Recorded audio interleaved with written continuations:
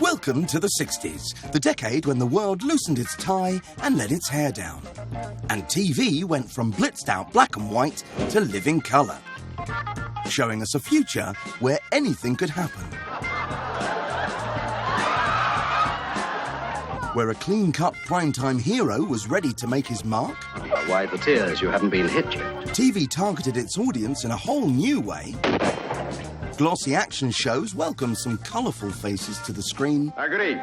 Racial integration made its debut and received some scathing reviews. I think a lot of these mixed marriages are caused purely by downright sex. Was it just barefaced cheek, or was it really all right in the 60s?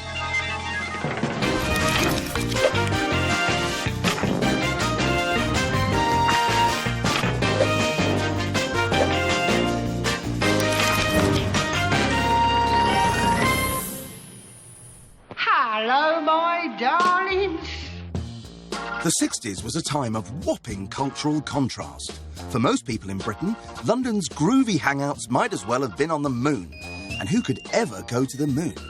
Television had been broadcasting for over 20 years, but it wasn't until the early 60s that sets became cheap enough for Mr. and Mrs. Public to turn it into a mass medium.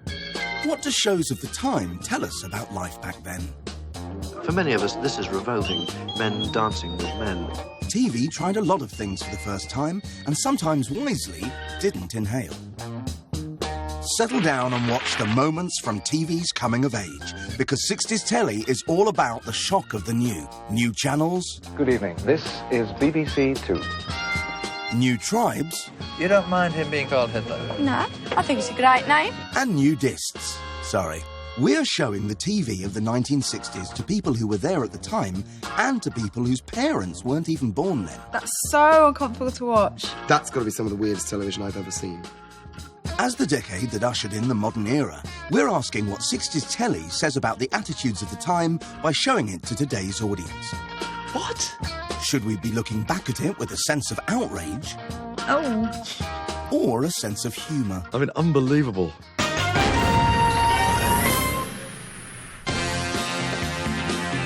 In the aftermath of post-war austerity, 1960s Britain was hungry for all things new. And TV was the freshest thing on the block, perfectly placed to project the modern age straight into people's homes. Early 60s telly was two stations broadcasting for only a few hours each day. So when the new channel BBC Two launched in 1964, expectations were high. Millions of viewers tuned in at 7:20 on a Monday night to hear TV's newest and freshest voice.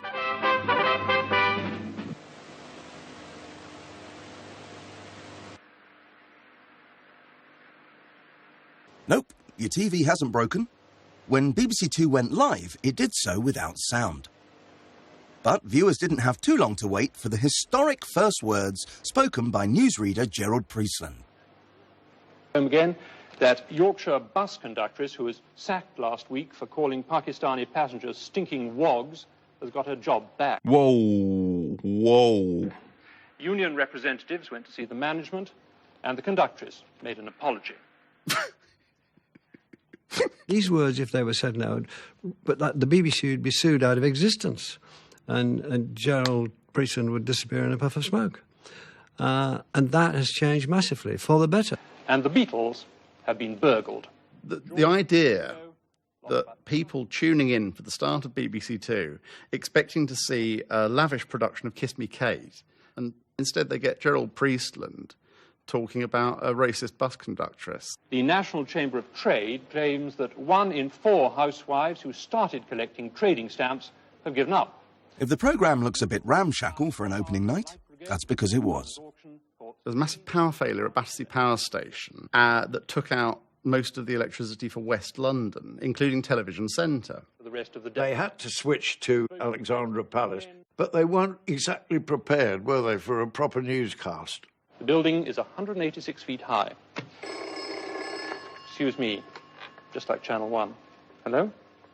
And they're doing a grand job of holding things together, considering the panic going on behind the scenes. And it was so bad it became compulsive viewing. Unlike Channel 1, there's nobody there. Everything's good about it. I think it's as good a comedy show as I've seen for a very long time. Live broadcast is the riskiest form of TV, and it wasn't just BBC Two that came a cropper. In the 60s, almost all drama and comedy was transmitted live. No edits and no retakes. The problem with live television was that so many things had to be got right by so many different people.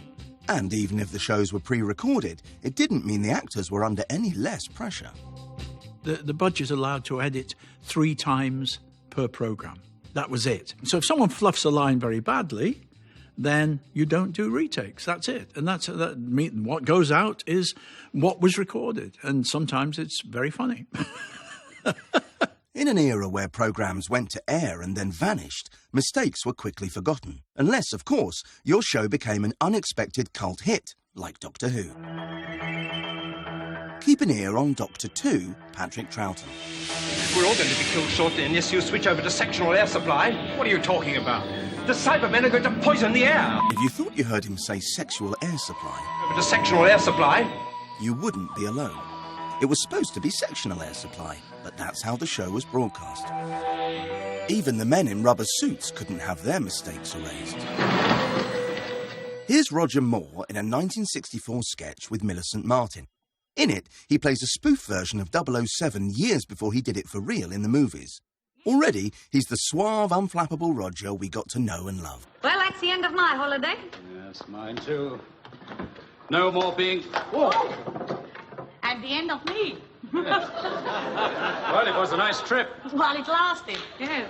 Even in the face of a thundering great balls up, Roger is neither shaken nor stirred. A consummate audition. The power failure halted underground trains. Let's try again. Hello? Yes, I can. Back at BBC Two, Gerald Priestland is still auditioning for a part in Monty Python's Flying Circus. Mm-hmm. You're right, you are. It's painful, but at least it's not potentially fatal. Hello, my darlings. Unlike this live sketch featuring diminutive slapstick actor Charlie Drake. The script called for Charlie, not a stuntman, to be pulled through a shelving unit. In rehearsal, the shelves were lightly glued together. During lunch, a carpenter decided to nail them in properly, without telling anyone.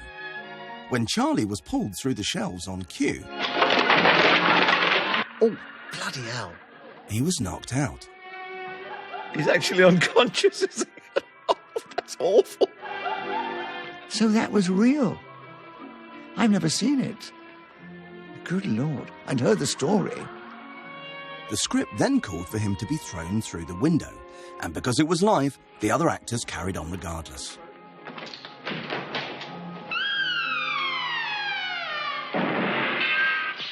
Live television?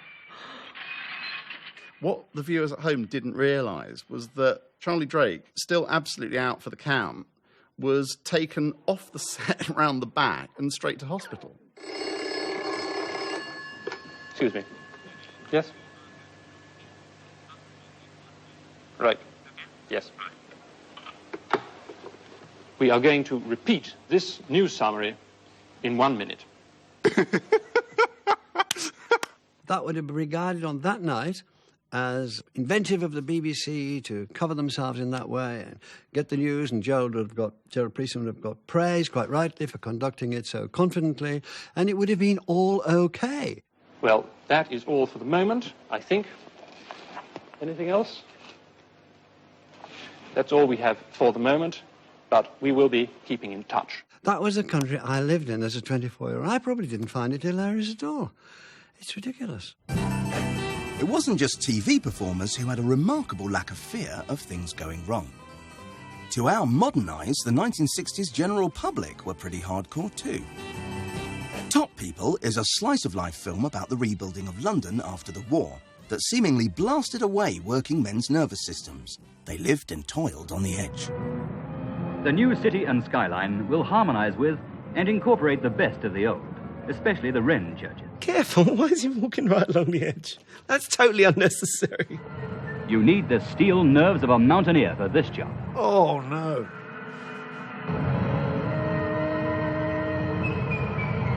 Whew. God, I don't believe that.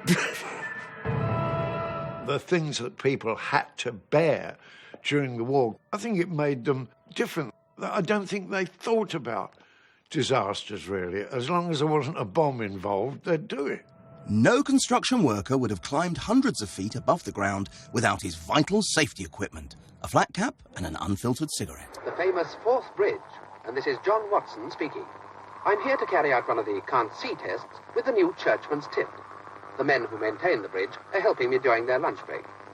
Each of them is smoking 2 cigarettes. These men are painting the Forth Bridge, a famously never-ending job, and by smoking a cigarette in each hand, had created a never-ending fag break. Which cigarette do you prefer?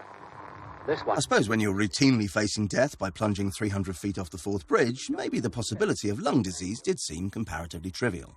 Churchman's Tip. Unfortunately for those workmen, the Health and Safety at Work Act wouldn't come into force until 1974, which was good news for the BBC's Tomorrow's World show, because they could schedule a live TV stunt like this one in 1968. It's a test of a new bulletproof shield with real ammunition. How do you feel about shooting at a live target, Jim? Well, I don't exactly enjoy it, but the object is to save life, and I feel the course is a good one. A deadly weapon at much longer range than this. At this range, totally terrifying. I mean, that's pretty close, isn't it? Wow. Oh, my God, he's going to shoot him. Oh. You all right, Walter? Oh, yes. No trouble at all, no pain? Thing, no. Right, what have you got this time? Well, this is the James Bond one. Walter PP. Walter PP. Automatic, yeah. Look at this. I mean, this is madness. I mean, this is crazy television. This would never happen nowadays. Well, now we come to the really terrifying piece in the armoury, this Magnum 44, which is capable of stopping a car. Magnum 44, that's Dirty Harry's gun. I mean, he could at least go back a bit. He's about 6 feet away. That made you jump a bit. There's 2 of them. This is gang violence. Remember, this ludicrously dangerous stunt is a safety demonstration. Safety. Are you all done? One more to go. This was a generation whose duty was to waste not, want not, especially when it came to bullets. But this was an era in which protective clothing was distinctly optional. This 1968 BBC Two documentary beamed the fearless world of the nudist directly into British homes.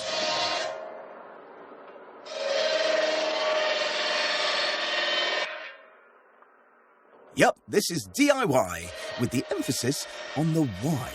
Oh. Isn't that rather dangerous with no clothes on? Well, I suppose several jobs are. I think the most dangerous job that a naturist can do is to fry sausages. This alfresco handyman is yanking a winch, barely, get it, inches away from his block and tackle. Isn't that a dangerous job? It could be, if you didn't know what you were doing. But isn't it a real case for clothes, doing a job like that? Could be, of course. But, well, it's obviously I'm puffing it. It's a warm job. I love naturists who wear glasses. This makes them look funnier. Like, everyone else is just completely naked, and he's wearing glasses. Factual TV showed us a world where bespectacled men thought nothing of their personal safety. Oddly, that was also true in light entertainment. Generally known to the public that I'm a guy who can handle his fists pretty good. On its Hippodrome variety show, broadcast one Thursday in 1966, ITV decided to take internationally famous comedian Woody Allen and pair him off against a 6-foot kangaroo. All in front of a live studio audience and 8 million viewers. What? Is that a real kangaroo?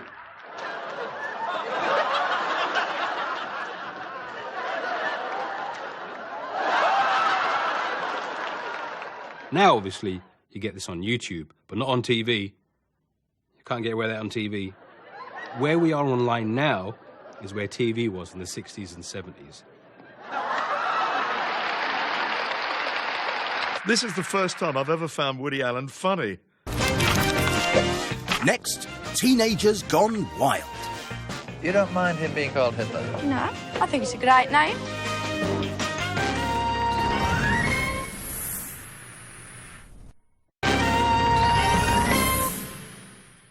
For me. most people. It was grey, it was, dreary. And if you didn't have the money to buy a telly but still wanted to watch stuff, this 1961 newsreel contained a load of whizzo ideas about making your own fun. London's supposed to be the place to see the sights. You can spend a lifetime there looking, for nothing. Looking doesn't get tougher than this. No need to go to the zoo. In pet shops nowadays, you'll find animals of every description. You can stand and watch for hours without spending anything. You can just go and stare in the window of a pet shop. Oh, my God, the 60s was bleak. Anybody making a hole in the ground is a surefire draw wherever you are. What? The bigger the hole, the better the looking. Road workers were very much the celebrities of their day. People would queue for hours to talk to a road worker. Whether it's a liner like the Edinburgh Castle or a little tug busying its way around, they're all fascinating. And as the liner passes, you can have a free luxury cruise in your imagination. Luxury cruise in your imagination. Happy Not birthday, Dad. We've got a great day planned for you. Pet shop. Hole. And let me tell you, it's pretty big.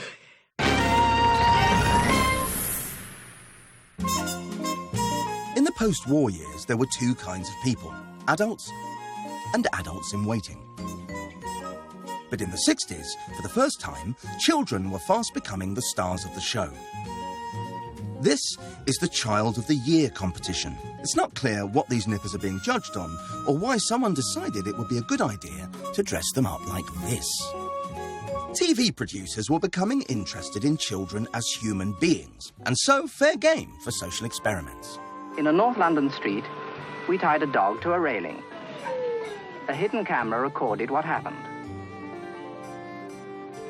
Within 5 minutes, the dog was released. Later, we chained a child to the same railings in the same street.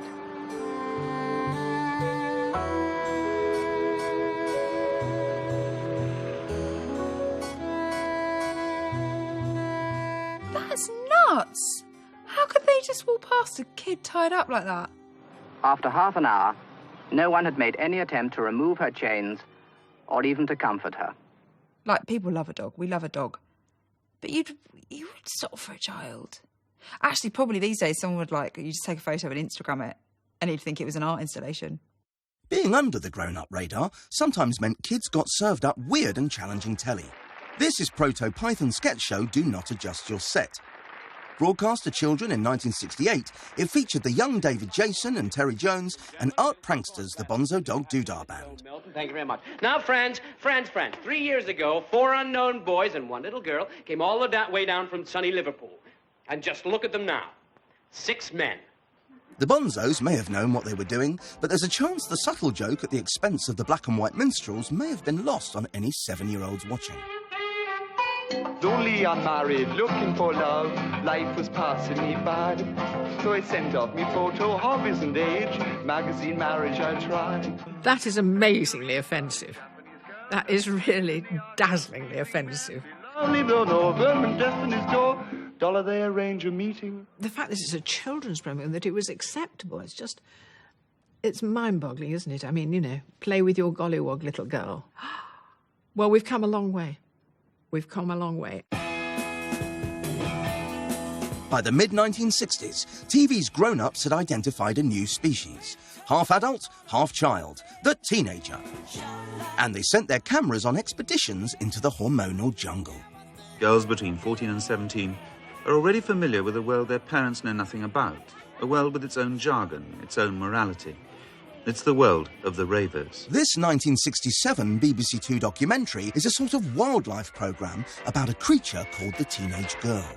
Simon Dupree and the Big Sound are not a big group. They've made a couple of records and they've been tipped for the top. In this case, programme makers found a particularly exotic new variety of teenager, the pop star obsessed fan. Do your mothers know you come here this evening? Yes. Do they mind? No. Are you sure? Yes. Would they mind if you were to go out with Simon Dupree? No. And what time would your mother expect you home? Anytime I get in. I get in when I like. And you're 17? 16. That was absolutely par for the course. That was the way things were. Girls were desperate to get close to pop stars that they fancied. They were desperate to have some kind of tangible proof that they had met, they'd been in contact with the star. It was such a huge thing, you know, and they were taken advantage of. This look great in high school uniform. For many years, we were actually more condemnatory of the girls than we were of the pop stars.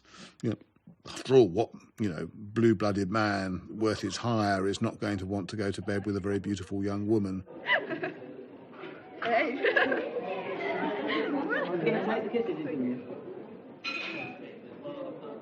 And they just asked for a lift? As well as other things, yeah. And what happens then? Well, it depends what they look like, you know. If they're nice girls, yeah, why not? We'll give them a lift. Why not? Oh, let me, please. Oh. It's actually quite sad looking back. It's a game with very, very high stakes, which those girls don't realise. Because the men in those days, pop stars, boys, were in a position of power. The way in which we think about this has altered, and what was not acceptable, it would always be regarded as scuzzy, but at least sort of regarded as being understandable, is now regarded with total horror. The hair-shaking rebels of pop had no truck with the previous generation, so it's surprising to see an idol like John Lennon showing some distinctly old-school attitudes. Clap your hands. Clap your hands.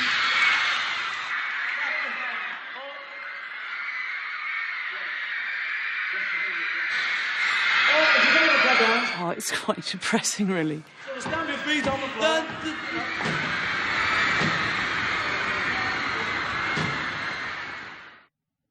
Well, someone just became my least favourite Beatle. Looking at it today, with today's eyes, that's quite shocking. But back then, nobody would have turned a hair. Nobody would have thought twice. Can you imagine if someone did that these days? If someone in One Direction did that these days? I mean, that would be it, wouldn't it? That's, wow. TV continued to be fascinated with what the wild youngsters got up to, and by the end of the decade, some of the tribes it uncovered were... Any disagreement why this wedding shouldn't become legal according to the angel laws? No. So you've married Hitler? Yeah, that's right. You don't mind him being called Hitler? No.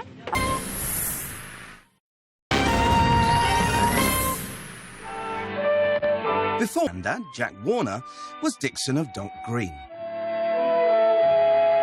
You don't know the half of it. When these geezers start, there's no hole in them. The only thing is to step in quick and stop it before it spreads. I've known 200 Irishmen fighting before now. I tell you, this could be war.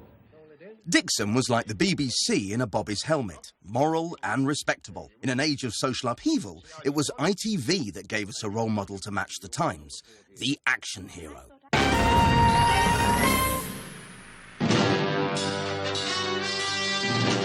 They came in several varieties. John Steed from The Avengers, the gentleman agent with a kick-ass companion, Mrs. Peel. Punchy spy John Drake in Danger Man, a hard-boiled maverick with no fear of emphysema.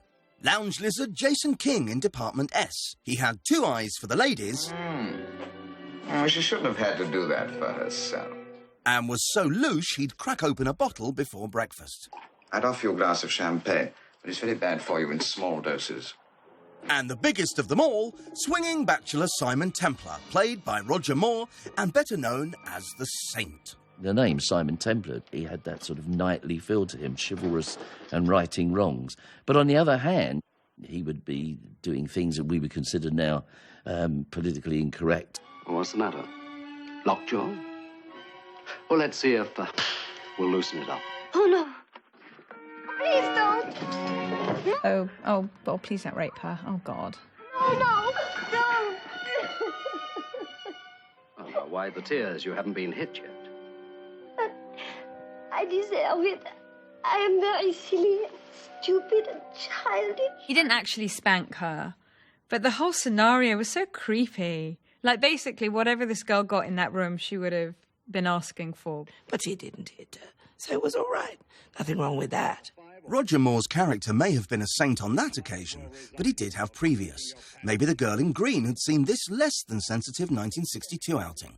I've known some stupid jerks in my time, but you're just about the worst. Let me go!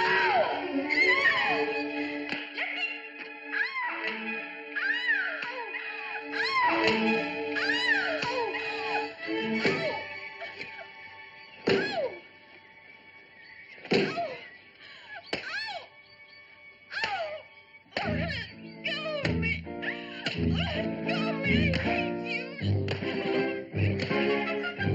There's a lot of gratuitous spanking going on there. The character of the saint now, we look back on it and always go, oh, yes, he was a gentleman. But with fresh eyes, we look at these clips and go, oh, that's really dark, you know. It's all about putting women in their place. That's got to be some of the weirdest television I've ever seen.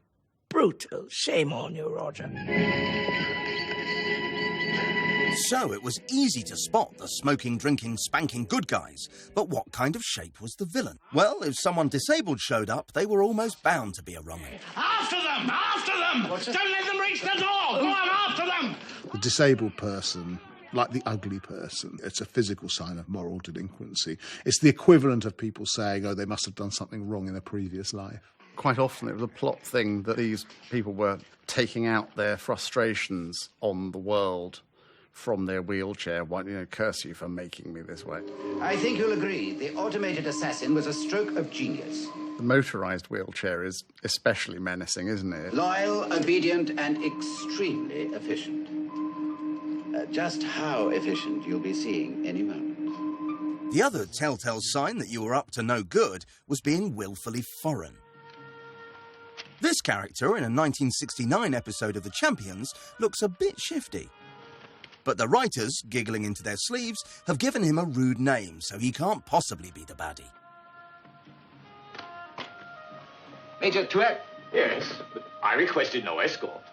You are due at the President's Conference in 10 minutes. I've loved The Champions just for that ever since. Major Twat. Major Tuet? Yes, but... And they were saying directly to us, 14-year-olds, what she was saying. Have a look, that's his name. Look what we've got away with that the adults haven't seen. Who's this? Let's call him a willing assassin. Yup, the man with the Arab headdress just had to be the murderer. In the 1960s, foreigners on TV was something to be scared of. Not that we cast ethnic actors in the parts. No need. You might not recognise the actor straight away because of the ton of slap he's wearing, but the voice is a dead giveaway. By Tarzan. Hi. Oh. Forgive me. I shall be no longer than your meal demands. Please, make yourselves comfortable. Yep, it's the voice of Wallace, last of the Summer Wines, Clegg, and professional Yorkshireman Peter Sallis. As ever. Peter Sallis?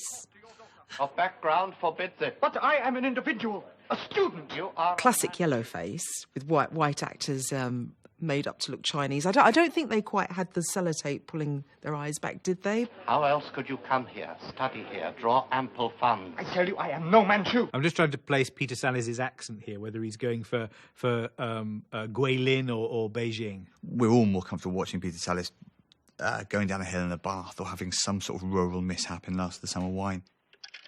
Accuracy of portrayal was a big issue on 60s TV. This character from The Avengers compensates for the lack of makeup with a funny voice and some massive false teeth. Good evening. My name is Tailing. No, you do not know me, but I know you. There was a kind of long history of the idea that of exotic Eastern villains who were ineffably polite. But you feel it's sort of hiding, it's just a polite veneer, and really there's this sort of animalistic viciousness going on underneath. I see I have captured your attention. His accent may have been a work of fiction, but at least you can tell what part of the world he was supposed to be from, unlike this character played by Peter Wingard in another episode of The Saint. Have you heard the old story of the killing of the golden goose? A very excellent object lesson, sir. Remember it. What nationality was he? Somewhere in Africa? Ethiopian? Is he meant to be Moroccan? He looks like he might have an afro wig on. Too dark to be an Arab, I would have thought. Somewhere in India? Amazingly, he's supposed to be Turkish. Turkish? You're joking. Had anybody who made this programme ever been to Turkey? He looks a delight, but not Turkish. You will pay cash? On delivery. I don't like the clip. I hated the idea of blacking up. I thought it was unpleasant. Really unpleasant. But like a fool, I was hoping that maybe somebody saw it and would allow me to play Othello. Next, a romantic world first. Sexy or what?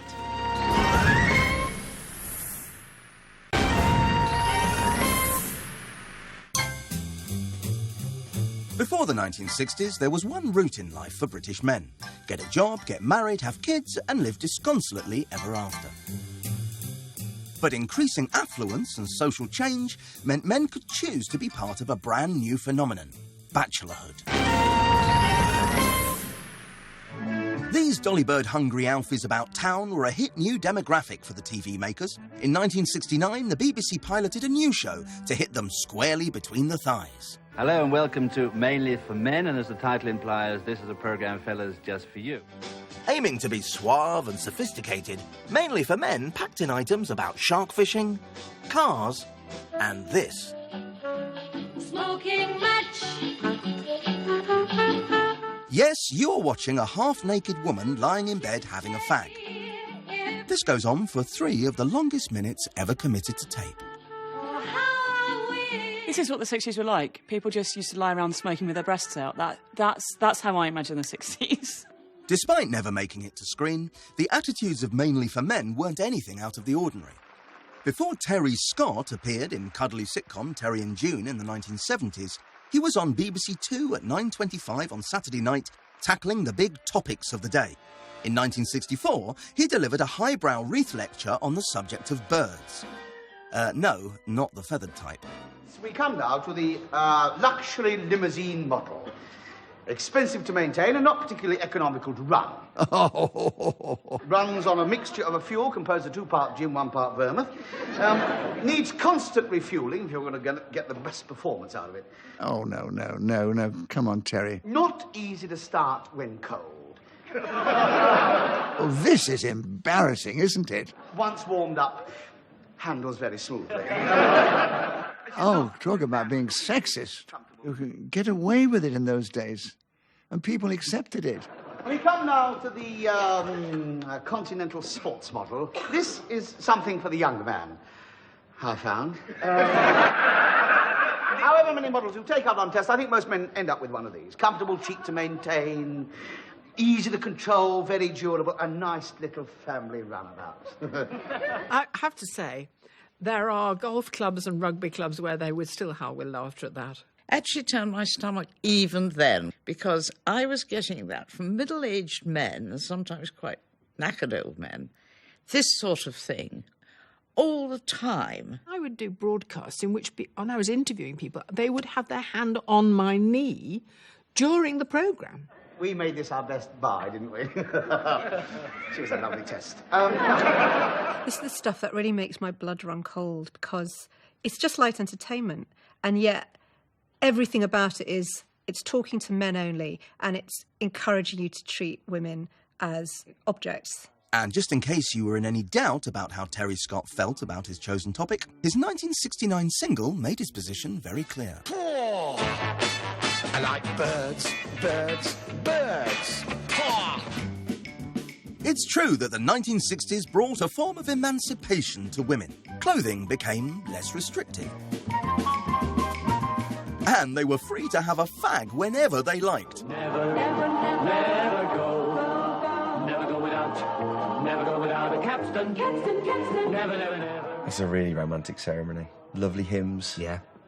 Lovely speeches. Sure. Fag break. Oh, gorgeous. Sign the register. Yeah. Fag break. Another fag break. Another fag break, of course. Yeah. Never go without a capstan.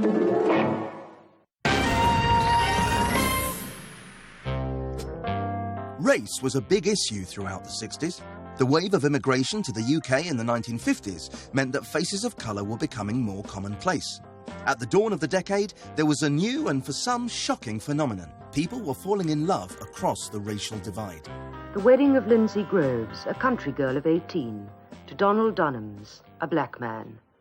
TV shows like People in Trouble, made by pioneering broadcaster Daniel Farson, were first in line to bring it to the viewing public's attention.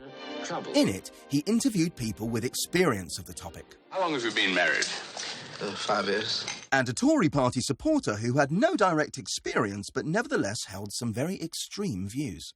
As a parliamentary candidate, I've been into a good many working-class houses where there have been many mixed marriages, and I've seen the children.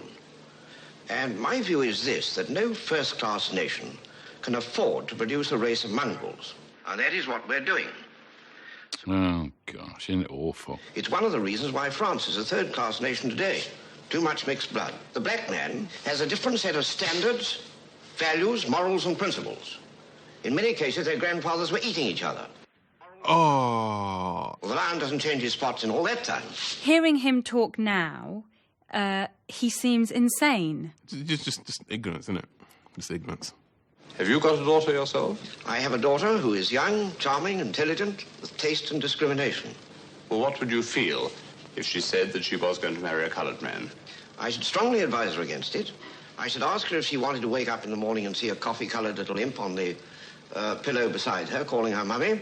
I thought that old buffer's views were much more prevalent than people like to admit. We don't give people like that airtime anymore. They're nut jobs. I think a lot of these mixed marriages are caused purely by downright sex. What is extraordinary is that people think now of the Second World War and they think of the rise of Hitler. But then you think, here's this character having these extraordinary reactionary views. So there's no idea of him saying, oh, well, we managed to put an end to Hitler and his views. This is a Hitlerian view as expressed by an Englishman who can walk out of the studio without being arrested. Well, I couldn't disagree with you more, but at least you do say what you really feel. Thank you very much. Thank you.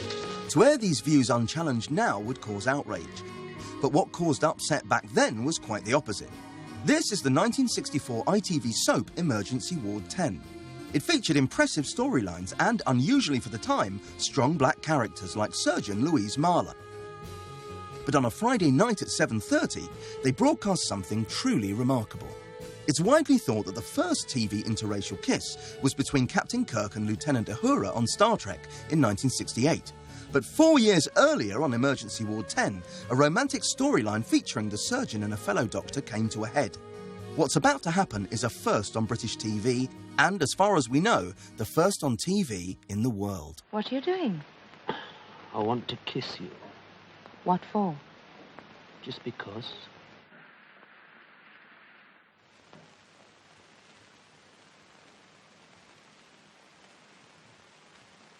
Oh, that's better. I've not seen this scene before, but I know that the kiss between Kirk and Uhura caused absolute uproar in American culture. I wonder what the story is behind this. Oh, boy. Sexy or what? Following morning, the newspapers were full of it. It was the headlines in the Daily Express. Black and white television kiss. On my doorstep were a couple of cameras, reporters, and I really didn't know that it was going to cause such a storm. This was roughly about the same time, 1964, as a Conservative candidate in the Midlands putting out racist literature, if you want a nigger for a neighbour, vote Labour. So television was being progressive and saying, well, actually, this is fine, this is normal. Whoever complained, it seemed it was enough for the show bosses to have Joan's character quietly written out. I think there were several complaints about it. The television people pretended it never happened. They never spoke to me about it. They never mentioned it. And then they wrote me out of the programme. They sent me back to Africa, where I was bitten by a snake and died. Can you believe it? It was extraordinary. Not one of the directors, the producers, the head of the station, no one called me in and had a conversation with me about it. It may have cost Joan the part, but did the historic kiss change anything? I don't think it started any changes at all, because you think about it, when did you next see a black and white television kiss? We've seen how 60s television was open to fresh ideas, a fresh TV channel, and plenty of fresh air. However, at a time when assumptions were being routinely challenged, comedy writers embraced their old pal irony. In the 60s, saying one thing and meaning something totally different for comic effect was used as a weapon. In 1963, That Was the Week That Was the TV face of the satire boom. Sharp-witted university youngsters who otherwise would have been destined for the establishment, showing not an ounce of deference for the people in charge. These guys, on television screen, were taking the mickey, to put it politely, out of politicians, establishment figures, archbishops, leaders of other countries, and pillorying them. And you thought, this is wonderful. The lid was blown off. You seem to us to have no respect at all for your institution. Nonsense! I have great respect for our institutions. I lock most of my opponents in them. In those days, they were trying like mad to get away from the past of entertainment, really. They wanted to make points, and they wanted to make you laugh, but made you think as well. By the 5th year of Tory rule, they'd also given me TV commercials, trouble in Suez, Mr. Macmillan. For instance, when the civil rights struggle was beginning in the US, Millicent Martin performed this song and dance number on Saturday night BBC TV, and the lyrics pulled no punches. I wanna go back to Mississippi, where the scent of blossoms kiss the evening breeze, where the Mississippi mud kind of mingles with the blood of the niggers who are hanging from the branches in the trees. Oh. Go back Even if it's satire, those words are so jarring. They may have rejected the values of the mainstream, but these clever young things still delved into the same dressing-up box.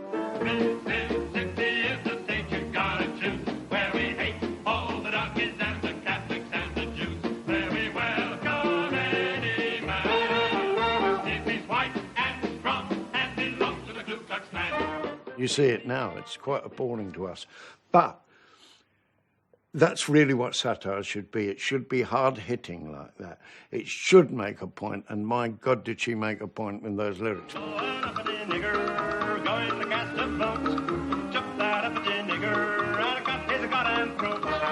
Stop saying that word. I can't cope. I'm modern. I'm modern.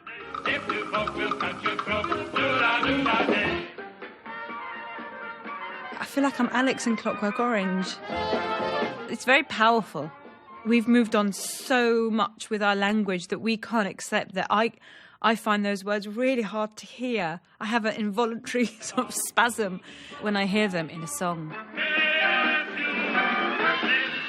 What's interesting about this clip is challenging America's idea of patriotism. She's wearing Uncle Sam's hat. She's being an all-American girl. She's mocking the very core values of American culture.